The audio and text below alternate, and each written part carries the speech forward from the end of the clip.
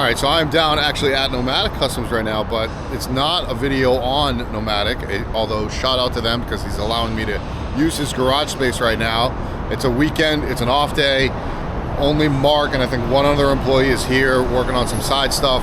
Mark invited me down to work on or install my roof rack that I want to put on my Ford Ranger Raptor. So shout out to TrailRax. This is who I'm going to be installing. Fun fact, I was going to actually put another company's roof rack on there, but I took apart most of the interior, and then it turns out the roof rack needed to be drilled. One of the reasons why I went with TrailRax is because it is a drill-less roof rack that goes into the Ford Ranger Raptor or the Ford Rangers. For people that put roof racks on Toyota Tacomas, they're really easy because I actually think they put threaded inserts in there. Well, I know for the fact of the Rangers, you have to take apart the interior headliner to get into the bolts because there is no threaded inserts.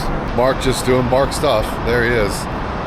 I'm actually going to link the TrailRax video to the install on them doing it because that's actually the video that I'm going to be using. This isn't going to be like an install video of how to do it because it is kind of a tedious pain in the patoot. Yeah, it's almost noon right now. My goal is to get this done by 3 or 4 p.m. We're going to see how long it'll actually take me. The first time I took about the interior headliner, the video that I watched made me do like the whole front like section in. Guess what? TrailRax was like, you don't have to do all that. And I was like, no, I don't think I do. Not only that, I'm actually installing it with my camper already on top of the truck.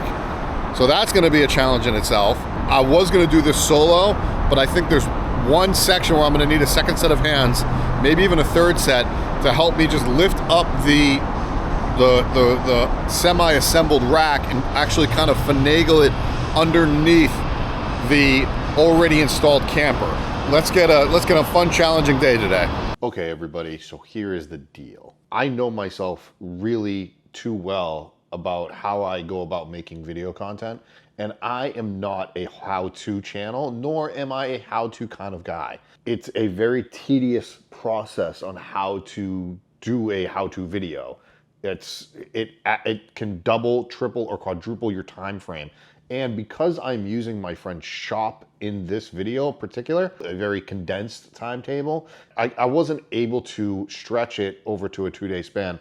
And to be honest with you, this install took me roughly 6 hours because I was distracted by Mark because we had fun and we're friends. And I also screwed up, which we will kind of talk about in the video. What I've decided to do is I have a bunch of footage that I did, but I also really enjoyed the TrailRax video of how to install. Now they have a 32-minute video online, and I am going to put that in the description below, and I'm also going to dissect some of the parts that they kind of like, not like looked over, but like I'll be able to kind of break it down a little bit easier for people that really don't understand this. As you can see, I tried to set up the camera so you guys can see like a time lapse of everything. It just didn't work out that way. So here's TrailRax explaining the tool list to you. Let's go over that first. You're gonna wanna grab a 7/16 ratcheting wrench or a socket for your ratchet, a 10mm socket, a ratcheting wrench, a 5/32 Allen key. I'm using a T-handle here. A 5/64 Allen key, a Torx T50, a Torx T20, a 6mm socket, a ratchet extension, silicone, and lastly, a plastic removal trim tool. Okay, so first of all, I did this all with a Husky set of like ratcheting thingamajiggies and a 1 Allen key like key thing. Now, I had that Husky set from previous. That's all I really needed. There wasn't like, this isn't rocket science, right? What really came in handy is actually what he mentioned at the end, which was the plastic removal tool. It can kind of like just pry away some of that plastic material that's inside of your truck. First step is gonna be disconnecting the battery.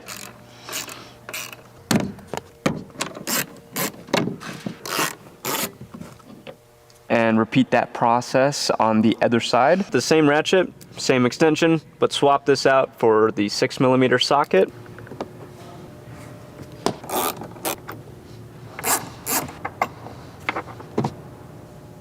Take down this door trim here. Okay, what you can't see is actually what I did was, and this helped me out so much, was I actually brought my laptop, connected it to Wi-Fi. If you don't have Wi-Fi, you can always use a hotspot off your phone or something like that. I also used my phone itself. So I had this video up and I just would hit pause. Every time like something would happen, I would just hit pause and then I'd go back to the video and reference it. If that's not common sense, I don't know what to tell you. Kind of like reading steps, but actually visualizing each step. On both the driver and passenger side, just carefully peel back this trim, pops out of place. Also, if you do it in the order that they do it on their video, it works out perfectly. To remove these seat belts, use a T50 in order to unscrew that bolt. Now go ahead and repeat this on the other side of the vehicle on that same B-pillar. Now I said this at the beginning of the video, and one of the major reasons why I went with TrailRax is I actually saw them at an expo, and we were talking about me putting a roof rack onto my Ranger Raptor, which they had one on display, and I thought it looked amazing. Brought up to them that the other company I was gonna go with, I would have to drill into my roof, and they were like, no, this is a drillless system. Part of this is you need to take down the whole headliner because there's pre-existing holes for the rain gutter, which is what we're prepping to do in this video right now. Into the back here on the bench here, little pull tab, rear bench fold down, remove the headrest from both sides so that it can flip all the way down. Now that you have the rear seat down and the rear panel is exposed, let's start off with grabbing our T20 and unscrewing these two bump stops. Let's go back over to the middle seat belt here. There's gonna be a plastic trim that goes all the way down. Reach at the top here and carefully pull back. Now moving to this back panel here, come to the edges here closest to the door and go ahead and pull that plastic off carefully as well. Now moving on to the seat belts, there's gonna be a little plastic cover, again covering that T50 bolt, so grab your T50 Torx bit. Go ahead and gently pull back on that one until it pops out. In one of the sections here coming up, you're gonna see that they have to get an extension and they ratchet up into where the bolts are holding that rain gutter. It is a very painstaking part of the removal process of the rain gutter and just everything. You have to be very patient. I am not patient. This is also one of the reasons why I wasn't able to film an install portion, because it is very, very frustrating. Understand it's gonna take a while, and understand that there's going to be frustrating moments like trying to get the ratchet up into, or the socket up into where you need to ratchet that bolt off, and it is a pain. It all is worth it in the end, obviously, but just know that it's a pain. Go ahead and grab your 10 mil socket, extension, and your ratchet in order to remove the 10 mil M6 nuts on the underside of your black trim on your rain gutter. This is what that nut looks like coming out of here. It has an attached washer on that back side. The other side of the airbag. Now this black trim on your rain gutter here is gonna be able to be pulled off. So go ahead and remove this. Assembling the roof rack. By first, let's grab two of the extrusions provided in your box and also these mounting feet. This is going to be the rear. The larger one will be the rear and the smaller one will be the front. Let's start on the front one and grab one extrusions, two carriage bolts, stainless steel washers, and your nylon locking nuts. Go ahead and insert your two carriage bolts into the extrusion. Put that over the carriage bolt, washers here, and then nylon locking nuts. You can get it into a rough spot there. Do that for the other side of the extrusions, and then we'll do the back cross member. This longer one is for the rear of your roof. Two carriage bolts per mounting foot. Slide them into your cross member. If I haven't said it already, I'm gonna say it again. The reason why this isn't a full install video of some jamoke doing a video on how to install this is because I actually feel that there is no way I can make a better install video of what TrailRax has already provided for us. It might be long, it might be 30 minutes long, but I can tell you this, it is worth the every second, every minute of a watch. Extension and 10 mil here to get that bolt on the underside. 10 mil wrench for the bolt on the top.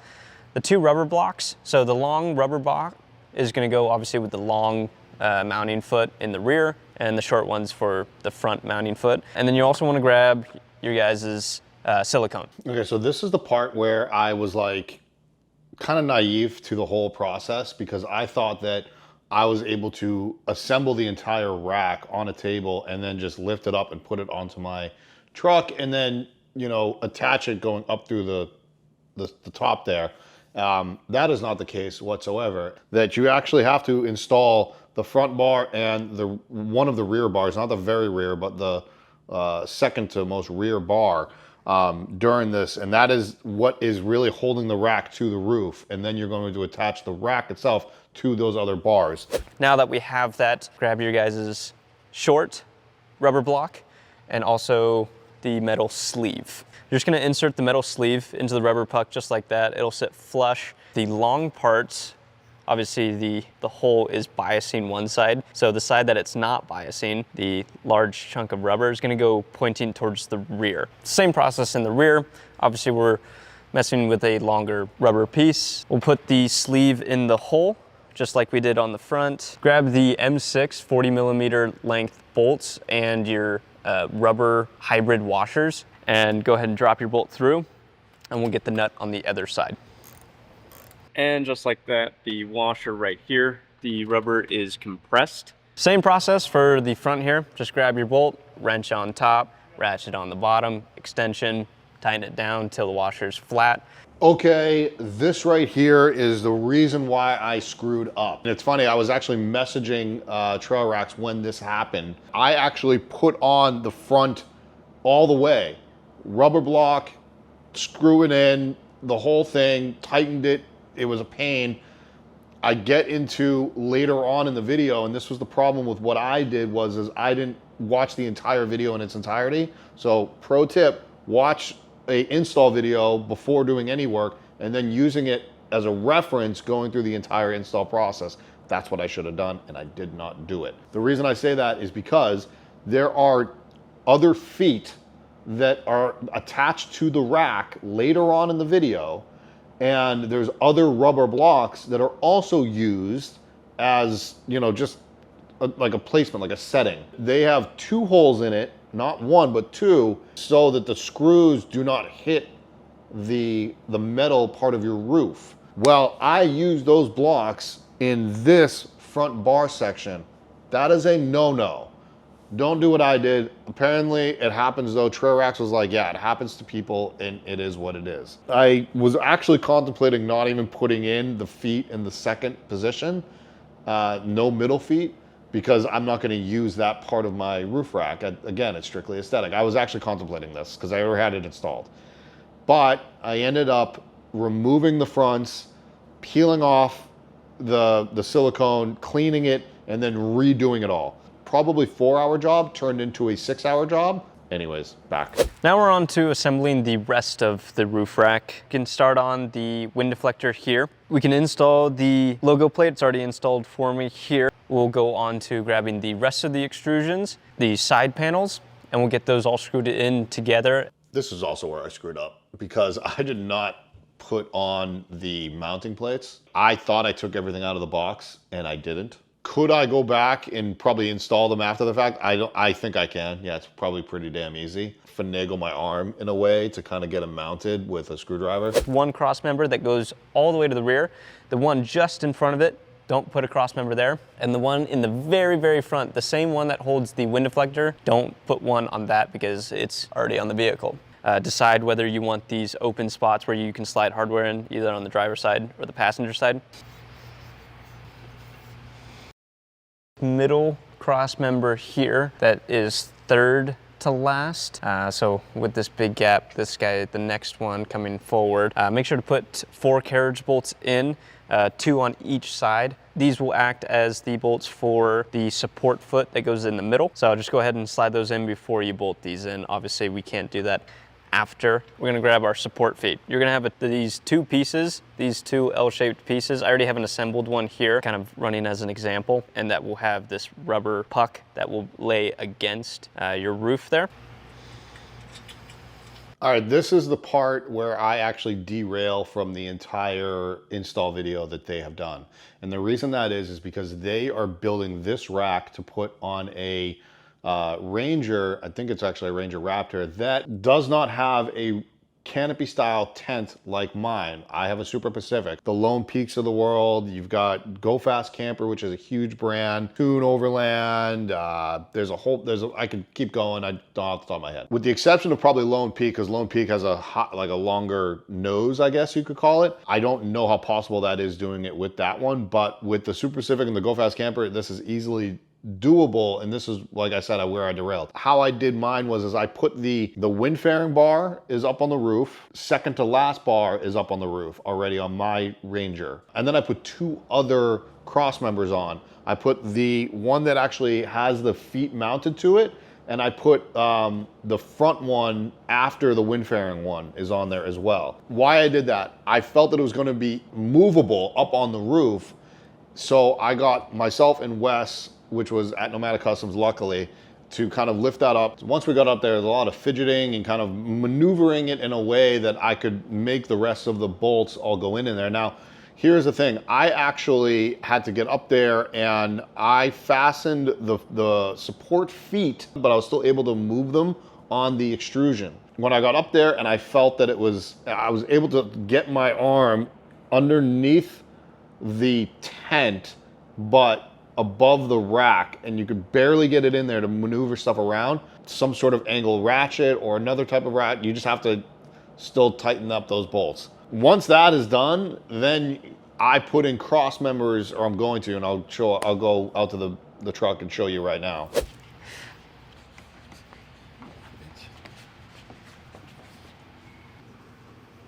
And now with the 3/4 bolts that we grabbed for these extrusions, go ahead and just screw in the extrusions that have already been placed on the roof rack so that we slide them into the side rail and through. Get those just started on all of the cross members so it'll hold it in place, and then we can go back and tighten it.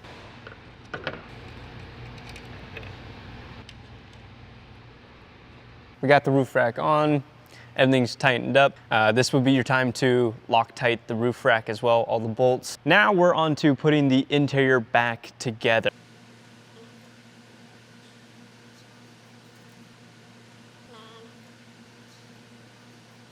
We have everything put back together. The roof rack is on. It looks great. Run into a roadblock while you're installing this, feel free, please reach out to us. We'll be happy to help you through. So obviously at the end of the install video, they talk a lot about putting the interior back together, which obviously you want to do. But again, I can't say enough to go watch that install video, as it was really helpful for me. And they asked me to do an install, and then they came out with that one, and I was like, guys, you guys came out with a way better install. It just is what it is. The roof rack has really no benefit of using it. Now, I do have this little area right here in the front. Excuse the bugs, by the way, but there is this little area right here that I will be able to put another cross member here. I have not put the other cross members in here. I only have the one that holds the feet right here, and then I have the rear one as well. You can also see right here that I did not put the mounting plate on. Like I said, I was gonna probably paint that one white. It is easy enough for me to reach around here and just do that. And this is also why I did not put the rear bar in as well, so I can still have time to put that mounting plate on. These 2 holes right here, easily I can put another bar back there for whatever reason. And I believe I have 2 more bars, so I can put another bar here if I really wanted to. And I can also put another bar up at the front here, and I don't know if I'm going to use this for what it actually is. You can see there's plenty of room in here. I can fit my hand in here quite comfortably. TrailRax does make a variety of different accessories. I don't know which ones I'd be able to use. You can actually see the cables for my solar panel that are underneath there. I should probably clean those up as well. But let me step back and I can show you just again. It's just way more aesthetically nice. For anybody that really understands what that gap looks like. It's just really annoying to have, because of the shark fin of the roof. Look at that. It's 5.5 inch gap for me. It was just, it looked weird. So now I'm happy, and thank you to TrailRax yet again. Love the rack. Go get your own. I don't know if I have a discount code, but if I do, it'll be in the description below for everybody, and we'll see you guys next time.